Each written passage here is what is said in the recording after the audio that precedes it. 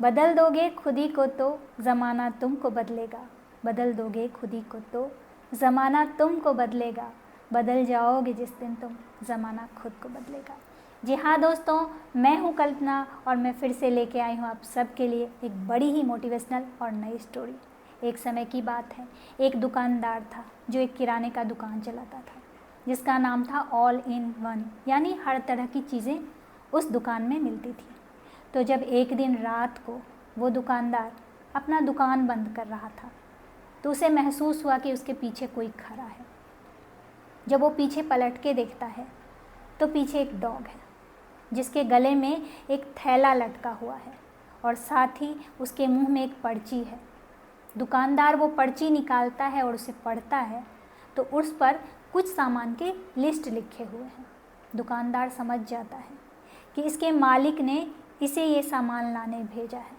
दुकानदार फटाफट वो सारा सामान एकत्रित करता है और उसके गले से वो थैला निकालता है जिसमें पहले से ही पैसे रखे हुए हैं। दुकानदार अपने सामान के मुताबिक पैसा लेता है और सामान उसके थैले में डाल देता है और वो जो थैला है फिर से डॉग के गले में लटका देता है। दुकान बंद करता है।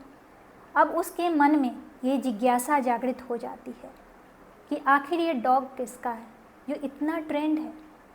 क्यों ना मैं इसका पीछा करूं और पता लगाऊं इसका मालिक कौन है।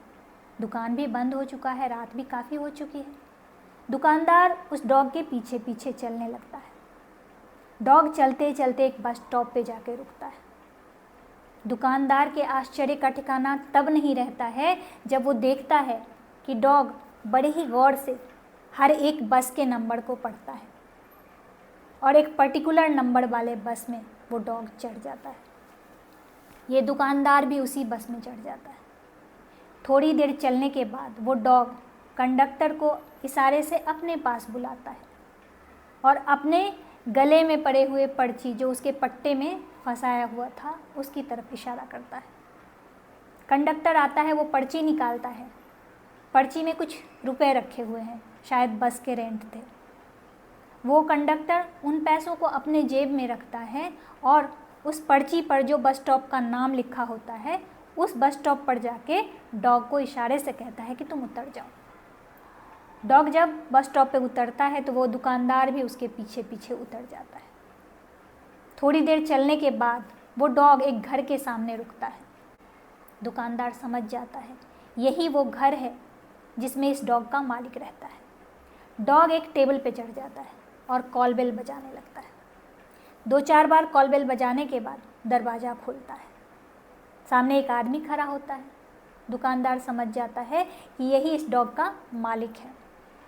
दुकानदार कुछ पूछे इससे पहले वो मालिक घर के अंदर से एक बड़ा सा डंडा लाता है और डॉग को ज़ोर ज़ोर से पीटने लगता है। अब इस दुकानदार से रहा न जाता है।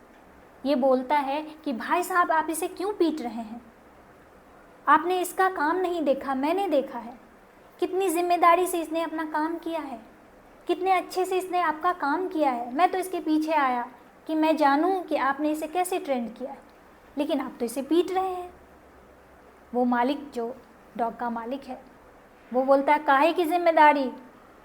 अगर इतना ही जिम्मेदार होता तो चाबी अपने साथ ले जाता, कॉल बेल बजा बजा के मेरी नींद न खोलता, मैं गहरी नींद में सो रहा था।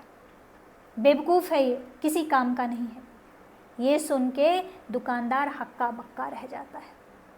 कहानी काल्पनिक है, लेकिन कहानी कहने का तात्पर्य सिर्फ इतना है कि आप चाहे जितनी भी ईमानदारी से काम कर लें, जितना भी रिस्पॉन्सिबिलिटी निभा लें, जितने भी परफेक्शन के साथ हर कुछ कर लें, ये सोच के सामने वाला हमसे खुश हो जाएगा, तो ऐसा कभी नहीं होने वाला है। ऐसा नहीं है कि सामने वाले को आपकी अच्छाई दिखाई नहीं देती।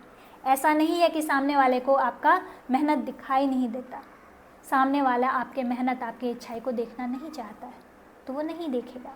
वो आप में से कमियां ढूंढेगा जो कि उसे बड़ी आसानी से दिखाई देती है। तो इसीलिए कभी भी कोई काम करें तो ये सोच के नहीं करें कि सामने वाला इससे खुश हो जाएगा, बल्कि ये सोच के करें कि काम अच्छा होना चाहिए, ताकि मैं कभी पलट के देखूं तो मुझे पता चले कि ये काम मैंने किया और मुझे खुशी मिले। क्योंकि दूसरों को खुश करने के चक्कर में एक न एक दिन आप अपना आत्मविश्वास खो देते हैं। इससे ज़्यादा आपको कुछ नहीं मिलता है। कैसी लगी आप लोगों को ये कहानी? अगर कहानी अच्छी लगी हो तो आप सब अपने फैमिली और फ्रेंड में से शेयर कर दीजिए, वीडियो को एक लाइक कर दीजिए ताकि मुझे इंस्पिरेशन मिले, और मेरे चैनल को सब्सक्राइब कर लीजिए और मेरे यूट्यूब परिवार का हिस्सा बन जाइए। कमेंट में सत्यमेव जयते लिखना बिल्कुल से मत भूलिए। चलिए अब आप सबसे विदा लेती हूँ। Jai Hind, take care, bye bye, thanks for watching.